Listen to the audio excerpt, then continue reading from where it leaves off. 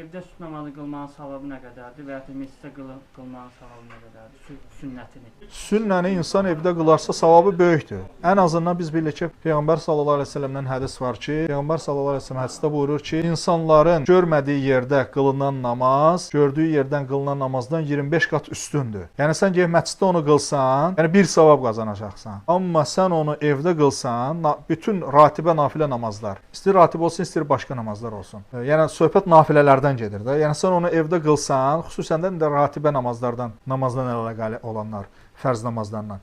Sən onu evdə qılsan 25 savab qazanacaqsan, amma məsciddə qılsan 1 savab qazanar. Amma burada belə bir şey var ki, əziz qardaşlar, indi sən əgər uzaqdırsa da, xüsusən də istəyirsənsə piyada getmək, və yaxud da heç piyada yox, məsəl üçün deyək ki, miniklə, maşınla gedirsənsə, biraz aralıdır məsafə, evdə qılsan gedib çatmayacaqsan, onda o halda, yəni ki, məscidə gedib qılırsan. Çünki fərz namazını icabət etmək, xüsusən də fərz namazını birinci cərgədə qılmaq bunların hamısından nədir? Üstündür. Amma indi kimsə yaxında qalırsa da, bu fürsəti varsa da, bu da Allahın bir nemətidir.